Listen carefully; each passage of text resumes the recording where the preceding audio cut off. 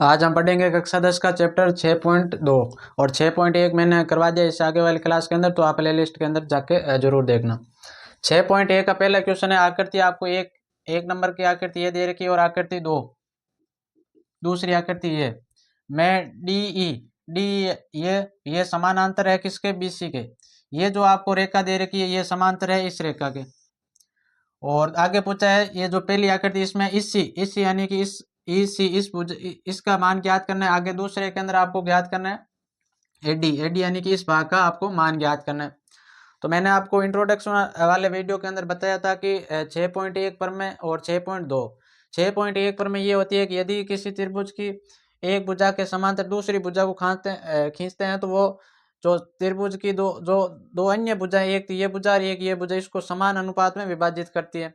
ये मैंने आपको इंट्रोडक्शन वाले वीडियो के अंदर बताया था। यदि आपने वो नहीं देखा तो प्ले लिस्ट के अंदर जाके जरूर देखना। तो मान लेते हैं कि जो ईसी है इसको मान लेते हैं 1 सेमी। मान लिया इसी है जो 1 सेमी, तो यहाँ लिखेंगे माना ई सी बराबर मान लेते हैं 1 सेमी, ये हमने मान लिया। आगे हमें दिया है, ये दे रखा है कि जो डी ई भुजा है वो समांतर है किसके, बीसी के। डी ये समांतर है बीसी के। तो मैंने बताया था प्रमेय 6.1, इसको एक तो थेल्स प्रमेय कहते हैं, एक इसको कहते हैं आधारभूत समानुपातिक प्रमेय। एक तो इसको कहते हैं 6.1 प्रमेय, दूसरे नाम से कहे तो थेल्स प्रमेय, और आगे और इसको कहे तो आधारभूत समानुपातिक प्रमेय। ये प्रमेय होती है कि यदि त्रिभुज के एक भुजा के समांतर कोई अन्य भुजा खींची जाए तो वो त्रिभुज के अन्य दो भुजा को समांतर भागों में विभाजित कर देती है। तो यहाँ पर ये लिखेंगे आधारभूत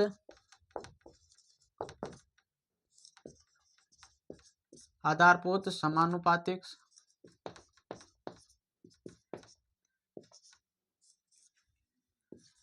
प्रमेय से, आधारभूत समानुपातिक प्रमेय से। ये प्रमेय होती है ए डी बटे के अंदर डीबी, ए डी बटा डीबी ये बराबर होती है इस भुजा के ए ई बटे के अंदर ई सी। इन दोनों का अनुपात होता है जो बराबर होता है। तो ए डी का मान दे रखा है 1.5 और डीबी का मान दे रखा है 3 बराबर ए ई का मान दे रखा है 1 और इसी को हमने मान लिया था x। अब इसके वज्र गुणा करेंगे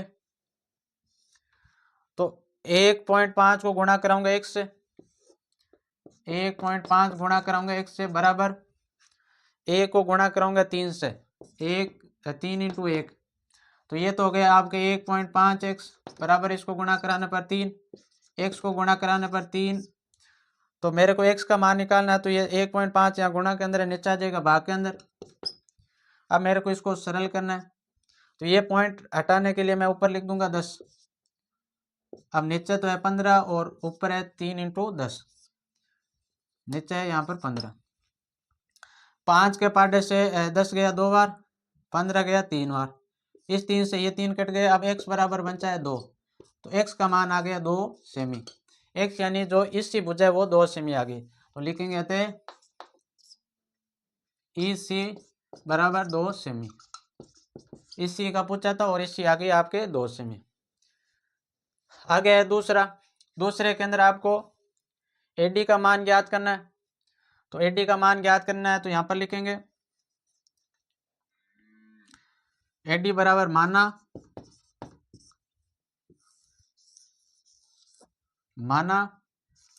एडी बराबर मान लेते हैं 1 सेमी, ये हमने मान लिया।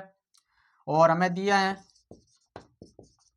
है कि जो डीई भुजा समांतर है बीसी के, डी भुजा समांतर है बीसी के, तो ये समांतर है। तो यहाँ लिखेंगे आधारभूत अनुपातिकता प्रमेय से, आधारभूत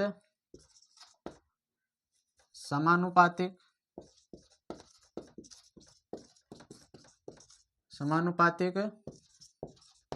प्रमेय से, आधारभूत समानुपातिक प्रमेय से ये प्रमेय होती है कि एडी बटा डीबी बराबर होता है ए ई बटे के अंदर ई सी, इनका अनुपात होता है जो बराबर होता है। तो अब इसको सरल करेंगे। एडी का मान हमने एक्स मान लिया था, तो यहाँ पर तो लिखेंगे एक्स। डीबी है यहाँ पर 7.2 बराबर ए का मान दे रखा है 1.8 बटे के अंदर इसी का मान दे रखा है 5.4। अब इसको सरल करते हैं, यहाँ पर।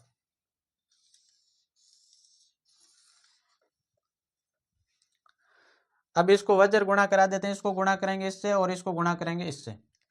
तो x को गुणा करवानी है, आप पहले इसका स्क्रीनशॉट ले लो, बाद में वो आगे करवाते हैं।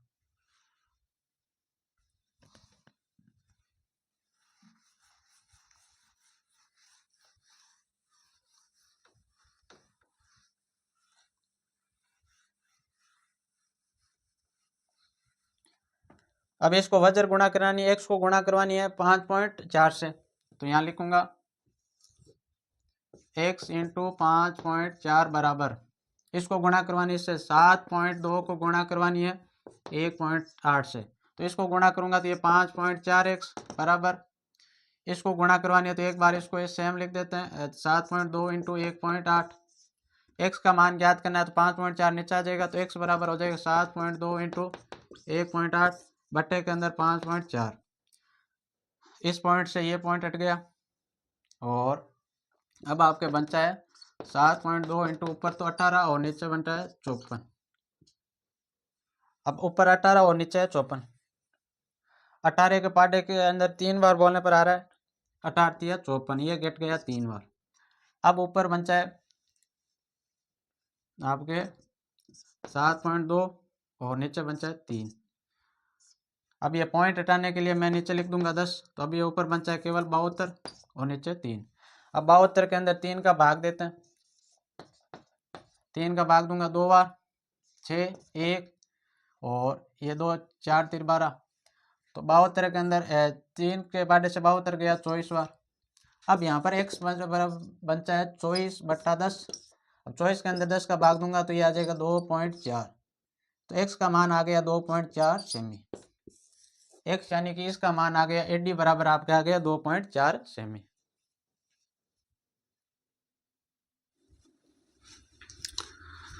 आगे दूसरा क्वेश्चन है। दूसरे क्वेश्चन में दे रखा है कि किसी त्रिभुज पी क्यू आर की भुजाओं पी क्यू और पी आर पर क्रम से बिंदु ई और एफ स्थित है। आपको कोई त्रिभुज दे रखा है, ये त्रिभुज दे रखा है पी क्यू आर, जिसकी भुजाएं पी क्यू यानी कि इस भुजा पर बिंदु ई स्थित है और पी आर इस भुजा पर बिंदु स्थित है एफ स्थित है। निम्नलिखित में से प्रत्येक स्थिति के लिए बताइए कि क्या ई एफ जो ये रेखा ई एफ वाली रेखा समांतर है क्यू आर के, ये आपको बताना है। तो आपको मैंने आपको ये इंट्रोडक्शन वाले वीडियो में बताया था कि एक थेल्स प्रमेय की विलोम होती है, जो ये कहती है कि यदि इस भुजा का अनुपात और इस भुजा का अनुपात दोनों का मान बराबर आता है तब ये भुजा इस भुजा के होती है समांतर। ये होती है थेल्स प्रमेय की विलोम। यदि आपको नहीं पता है तो छठी प्रश्नावली जो परिचय है, जो इंट्रोडक्शन वाली वीडियो है, वो जरूर याद देखना, क्योंकि उसके देखने के बाद आपको ये क्वेश्चन समझ में आएगा। तो यहाँ पर आपको दे रखी है पीई यानी कि ये भुजा आपको दे रखी है 3.9 सेमी और ई और क्यू ये दे रखी है 3 सेमी। उसके बाद पी एफ आपको दे रखी है 3.6 सेमी और एफ आर ये भुजा दे रखी है 2.4 सेमी, ये आपको दे रखी है। अब आपको बताना है कि ये भुजा इसके समांतर है या नहीं है। तो ये समांतर कब होगी? जब इसका अनुपात और इसका अनुपात दोनों मान बराबर आ जाएगा तब ये भुजा इस भुजा के समांतर होगी। तो यहाँ पर आपको दे रखा है पीई बटे के अंदर लिखेंगे ई क्यू बराबर, यहाँ पर लिखेंगे पी एफ और बटे के अंदर लिखेंगे एफ आर और यहाँ पर लिखेंगे थेल्स प्रमेय के विलोम से।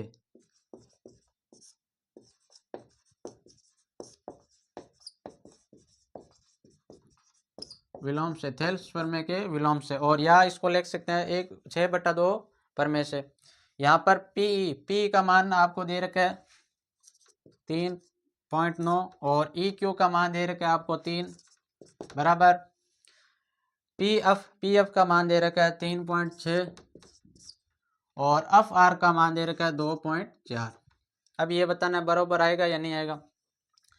3 के पार्ट से मैं ये काटूंगा तो ये 1.3 बार जाएगा। 3 के पार्ट से ये काटने पर तो ये आ गया 1.3 बराबर पॉइंट से पॉइंट उठ गया। और 12 के पार्ट से 24 2 बार और 36 3 बार तो ये आपका आ गया 3/2। यहाँ पर 1/3 बराबर 3 के अंदर 2 का भाग दूंगा तो ये आएगा 0.5। ये दोनों बराबर नहीं आ रहे हैं। यदि ये दोनों मान बराबर आते तब तो ये भुजा दे रखी ये इस भुजा के समांतर होगी, अन्यथा ये भुजा समांतर नहीं होगी। तो यहाँ लिखेंगे अतः EF समांतर, EF समांतर नहीं है भुजा QR के। EF समांतर नहीं है भुजा QR के, या इस प्रकार लिख सकते हो EF समांतर ये नहीं है भुजा QR के। EF समांतर नहीं है भुजा QR के।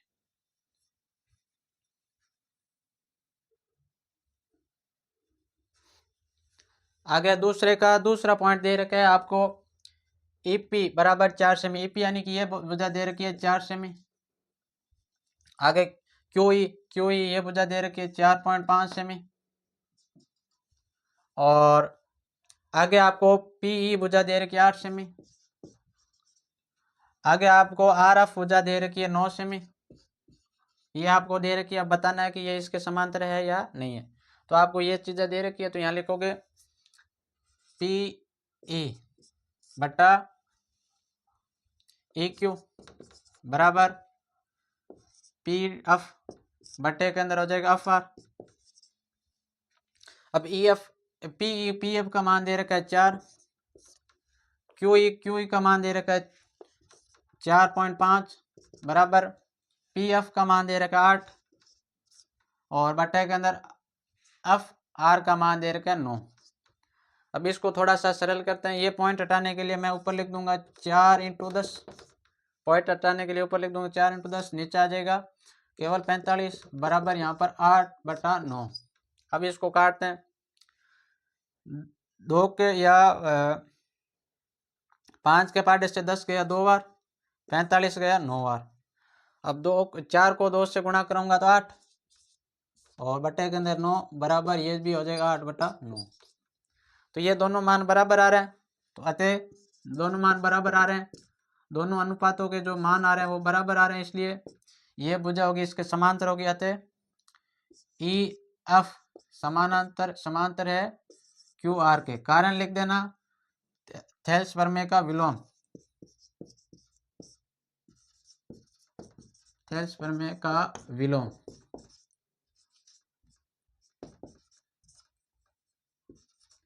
विलोम या आधारभूत अनुपातिकता प्रमेय का विलोम या प्रमेय 6.2, जो आपको अच्छा लगे वो यहाँ पर लिख देना। ये दोनों मान बराबर आ रहे हैं, इसलिए ये भुजा होगी जो इसके समांतर होगी।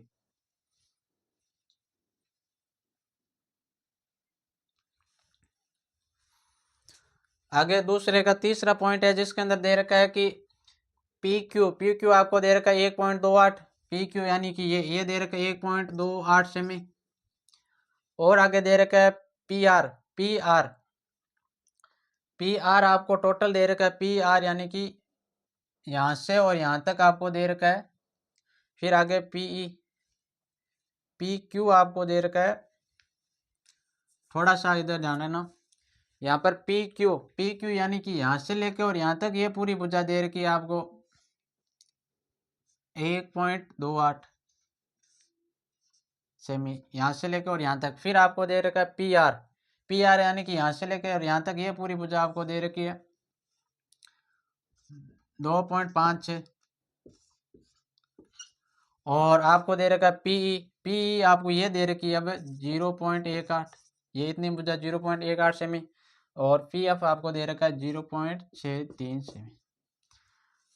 तो अब की बार आपको क्या करना है, पी क्यू बटे के अंदर पी ई, और इधर भी पी आर और बटे के अंदर आ जाएगा पी एफ।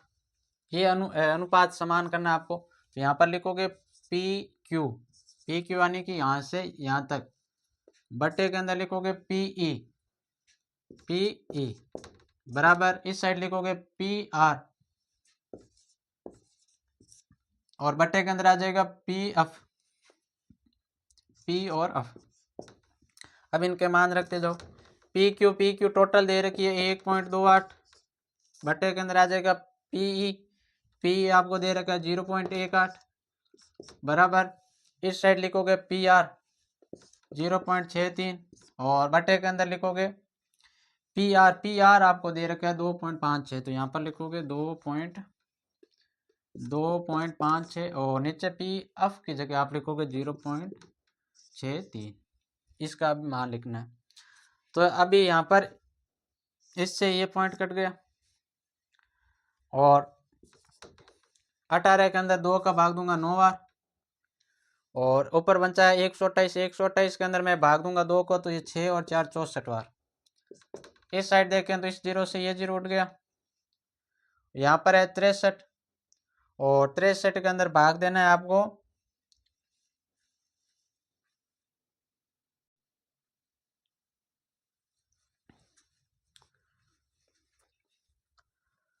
यहाँ पर आपके पी एफ की जगह 0.63 नहीं, यहाँ पर है 0.36, यहाँ पर भी 0.36, तो यहाँ पर आपके हो जाएगा 0.36। तो इधर तो ये कट गया। 18 के अंदर 2 का भाग दिया 9 बार, 128 के अंदर 2 का भाग दूंगा 64 बार जाएगा, इधर से ये 0 से 0 उठ गया। 36 के अंदर 4 का भाग दूंगा 9 बार, और ऊपर बचा है 256 के अंदर 4 का भाग देना, 6 चौके 24 बचा 1, और 4 2 होते हैं 16, तो ये भी जाएगा 64 बार। तो दोनों अनुपात बराबर आ रहे हैं, तो ये जो ई एफ रेखा है ये समांतर होगी क्यू आर के, तो यहाँ लिखेंगे ई एफ समांतर है क्यू आर के। कारण लिख देना थेल्स प्रमेय का विलोम,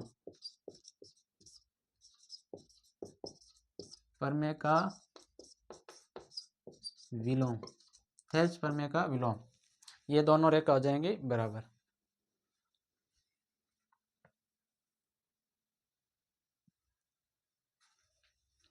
आगे तीसरा क्वेश्चन है। तीसरे क्वेश्चन में आपको ये आकृति दे रखी है, आपको सिद्ध करना है कि ए एम बटा ए बी बराबर है ये ए एन बटा ए डी की, ये आपको सिद्ध करना है। और आपको दे रखा है आकृति में यदि अलम ये रेखा ये जो है ये समांतर है किसके, बीच सीबी के, सीबी यानी कि ये है जो इसके समांतर है।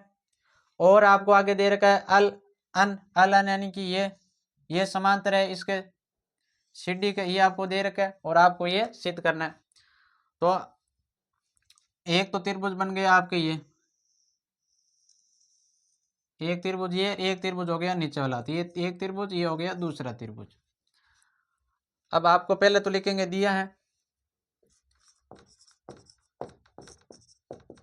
आपको दे रखा है कि अल अम समांतर है किसके, सीबी के, और आपको दे रखा है अल अन समांतर है सीडी के, ये आपको दे रखा है। बाद में लिखोगे सिद्ध करना।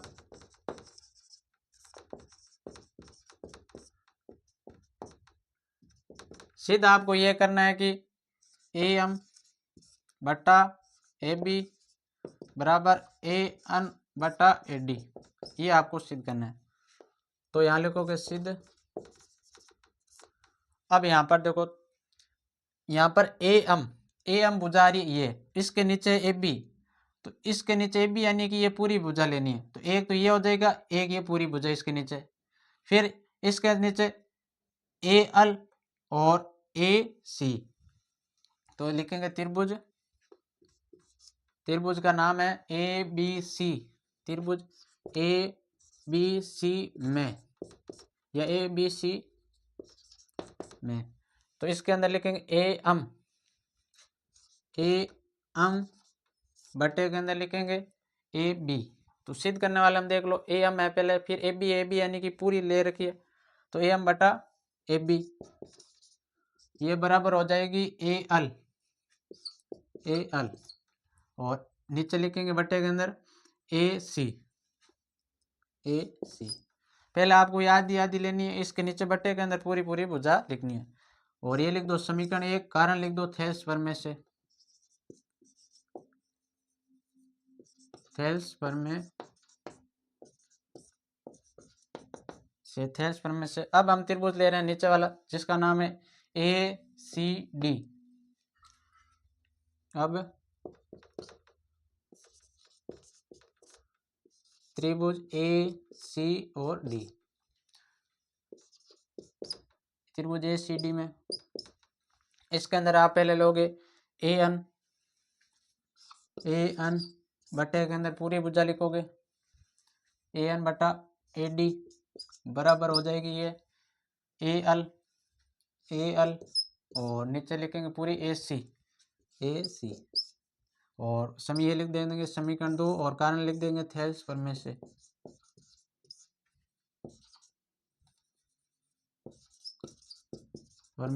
थेल्स प्रमेय से। अब समीकरण 1 और समीकरण 2 से, समीकरण 1 में आपको दे रखा है इसके अंदर ए एल बटा ए सी है और इसके अंदर भी ए एल बटा ए सी है, तो ये इसके अंदर भी ए एल बटा ए सी है और इसके अंदर ए एल बटा ए सी है, तो ये दोनों बराबर है, तो ये भी आपके दोनों पद हो जाएंगे बराबर। तो यहाँ लिखेंगे समीकरण 1 व 2 से, समीकरण 1 व 2 में ए एल बटा ए सी इसमें भी है, ए एल बटा ए इसमें भी है, तो ये पद इसके समांतर है, ये पद है इसके बराबर, तो मैं इसके जो बराबर वाला पद लिख दूं यहाँ पर, तो ये है ए एम बटा ए बी, और बराबर इसके बराबर जो पद है वो लिख दूं यहाँ पर क्योंकि दोनों बराबर होंगे, तो ए एन और बटे के अंदर आ जाएगा ए डी, और ये आपको सिद्ध करना था, तो यहाँ लिखेंगे अति सिद्धम, ये आपको सिद्ध करना था।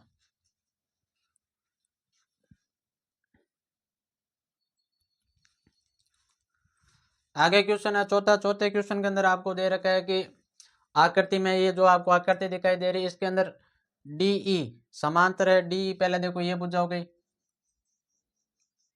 ये भुजा समांतर है एस सी के एस सी यानी कि इस भुजा के, ये भुजा इस भुजा के समांतर है, और आपको दे रखी है डी एफ यानी कि ये भुजा आपके समांतर दे रखी है किसके ए ई के, ए यानी कि इस भुजा के ये भुजा समांतर है। आपको सिद्ध करना है कि आपको ये सिद्ध करना है कि बी एफ बटे के अंदर एफ ई और बराबर के अंदर बी ई बटे के अंदर ई सी, ये आपको सिद्ध करना है। तो पहले यहाँ पर लिखेंगे दिया है, दिया हमें दे रखा है एक तो भुजा दे रखी है डी ई समांतर है एस सी के, ये भुजा दे रखी है, और हमें दे रखा है कि डी एफ समांतर है ए ई के, ये हमें दे रखा है।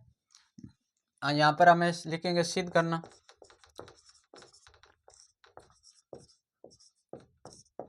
सिद्ध हमें यह करना है कि बी एफ बटे के अंदर एफ ई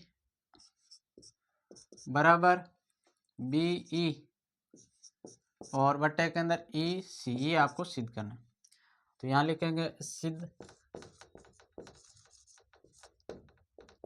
अब पहले आप ये देख लो कि सिद्ध करना क्या है आपको, एक तो सिद्ध करना है बी एफ आपके आ रहा है ये यहाँ से लेके यहाँ तक हो गया बी एफ, बटे के अंदर होना चाहिए एफ ई यानी कि एफ और ई ये, और इधर आपको दे रखा है बी यानी कि यहाँ से यहाँ तक, और नीचे दे रखा है इसी। तो कुल मिला के आपको एक बार तो त्रिभुज लेना है ये पूरा, और दूसरी बार में त्रिभुज लेना है ये यहाँ से यहाँ तक। तो पहले मैं त्रिभुज ले रहा हूँ, त्रिभुज बड़ा वाला त्रिभुज ले रहा हूँ ए बी सी, इसके अंदर आपको दे रखा है, मैं इस त्रिभुज के अंदर आपको समांतर भुजा दे रखी है डी ई, इसके अंदर आपको समांतर भुजा दे रखी है डी ई समांतर है एस सी के, यानी कि ये जो भुजा दे रखी है ये समांतर है इसके, तो इसके अंदर आपको अनुपात बनाना है। पहले बना लेता हूं मैं यहाँ से और यहाँ तक, बी ई बट्टे के अंदर आ जाएगा आपके इस सी, ई और सी, ये बराबर हो जाएगा, इस साइड लिखो आप यहाँ तक बी डी, और बट्टे के अंदर हो जाएगा डी ए, डी और ए। इसको लिख दो समीकरण एक, कारण लिख दो थेल्सफर में, थेल्सफर में।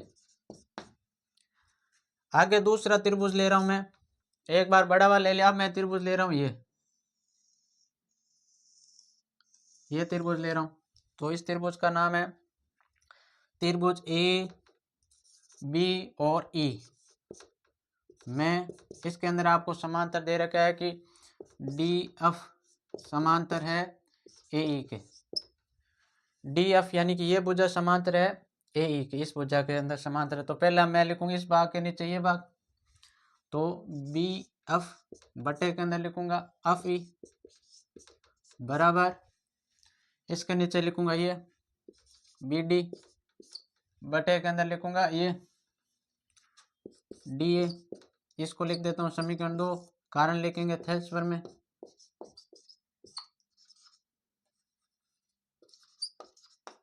थेल्सफर में ये। अब आपको समीकरण 1 और समीकरण 2 में ये दो समान आ रहे हैं पद, इसमें भी बी डी और इसमें भी ए डी है, और इसमें भी बी डी और इसमें भी ए डी है, तो ये दो पद बराबर है, तो ये दो पद अपना आप बराबर हो जाएंगे। तो यहाँ लिखेंगे समीकरण 1 व 2 से, समीकरण 1 व 2 से ये दोनों पद बराबर है, तो ये दोनों पद अपना आप बराबर हो जाएंगे। तो ये बी ई बट्टे के अंदर हो जाएगा इस सी बराबर बी एफ बराबर हो जाएगा आपके डी ए के, और ये आपको सिद्ध करना था।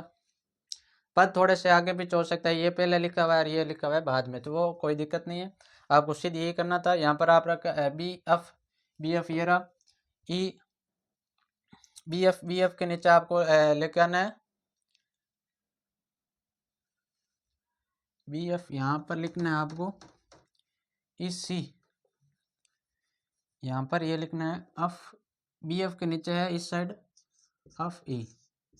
तो अब देखो बी एफ का बी एफ और नीचे आ रखा है आपके इसके अंदर ई एफ, ये रहा ई एफ, और इस साइड देखे तो बी और नीचे भी आ रखा है इसी, पद आगे पीछे हो सकता है लेकिन उत्तर यही आएगा।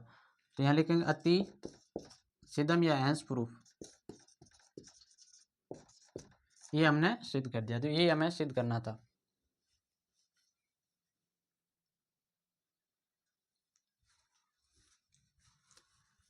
आगे क्वेश्चन 5 है, 5 के अंदर आकृति में आपको ये आकृति दे रखी है, जहां पर यहाँ पर एक बिंदु दे रखा है आर, ये बिंदु दे रखा है आर, आकृति में डी ई समांतर है ओ क्यू के, डी ई पहले देखो कहां पर, ये डी यहाँ पर रहा, ये समांतर है, ये जो रेखा ये समांतर है ओ क्यू की, यानी कि इस रेखा की ये रेखा समांतर है, इसने दे रखा है। और आपको दे रखा है कि डी एफ यानी कि ये रेखा, ये जो रेखा दे रखी ये है इसके समांतर ओ आर के, ओ आर यहाँ पर बिंदु है एक आर।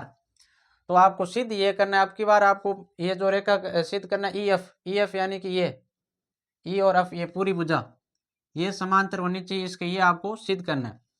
तो इसके लिए प्रमेय 6.2 लगेगा, जिसको बोलते हैं थेल्स प्रमेय का विलोम, उस प्रमेय से करेंगे। पहले हम क्या करेंगे कि एक त्रिभुज ये एक त्रिभुज ये, दोनों त्रिभुजों के जो ये अनुपात है दोनों को बराबर कर देंगे, और अनुपात बराबर करने के बाद ये भुजा जो है ये अपना आप है इसके समांतर हो जाएगी। तो पहले लिखेंगे दिया है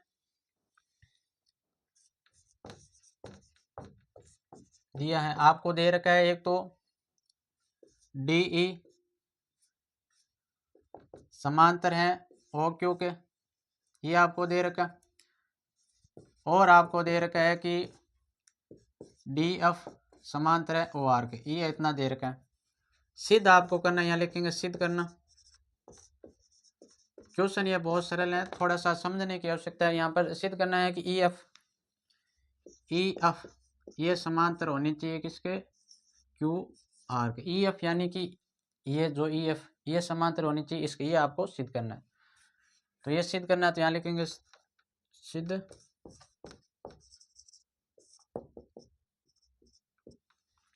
पहले मैं त्रिभुज ले रहा हूँ P Q O, P Q O, ये त्रिभुज ले रहा हूँ, त्रिभुज पी क्यू ओ में इस त्रिभुज के अंदर आपको भुजा दे रखी है डी ई समांतर है ओ, क्योंकि ये भुजा इस भुजा के समांतर है, तो यहाँ लिखेंगे डी ई समांतर है ओ, क्योंकि ये आपको दे रखा है।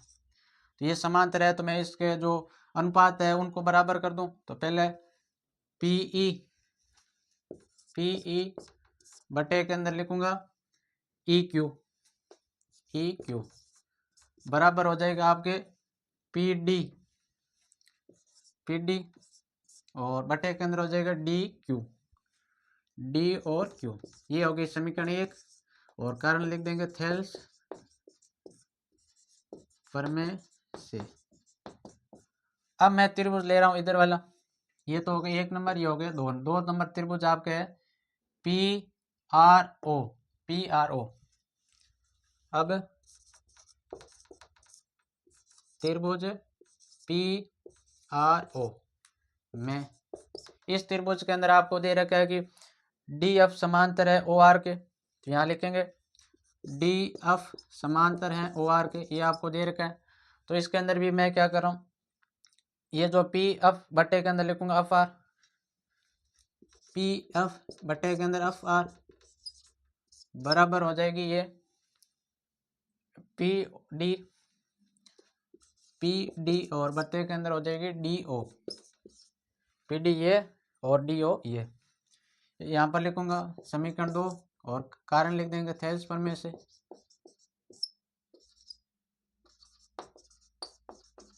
थेल्स प्रमेय यह कहता है कि यदि ये भुजा इस भुजा के समांतर है तो इस ये जो दूसरी दोनों भुजा के जो अनुपात होंगे वो बराबर होंगे, तो हमने दोनों अनुपातों को बराबर कर दिया। अब समीकरण 1 के अंदर भी पी डी बटा डी ओ है और इसमें भी पी डी बटा डी ओ है, ये दो पद बराबर है तो ये दो पद अपने आप बराबर हो जाएंगे। तो यहाँ लिखेंगे समीकरण 1 व समीकरण 2 से, समीकरण 1 व समीकरण 2 से, समीकरण 1 व समीकरण 2 से ये दोनों बराबर है तो ये पद अपना बराबर हो जाएंगे। तो यहाँ लिखेंगे पी ई बटे के अंदर ई क्यू और इस साइड हो जाएगा आपके पी एफ और बटे के अंदर हो जाएगा एफ आर।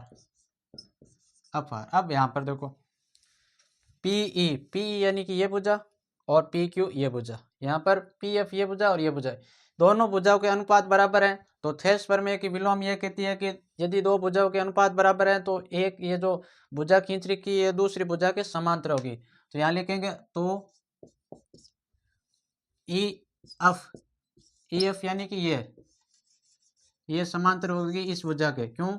क्योंकि इस दोनों भुजा के अनुपात है जो बराबर है, तो ये समांतर होगी क्यू आर के। कारण लिख देंगे थेल्स प्रमेय का विलोम। थेल्स प्रमेय का विलोम ये कहता है कि दो भुजा का अनुपात बराबर है तो एक भुजा दूसरी जो हमने भुजा खींची वो दूसरी भुजा के त्रिभुज की दूसरी भुजा के समांतर होगी। यहाँ लिखेंगे थेल्स प्रमेय का विलोम, थेल्स प्रमेय का विलोम। ये क्वेश्चन आपका हो गया 5वां कंप्लीट।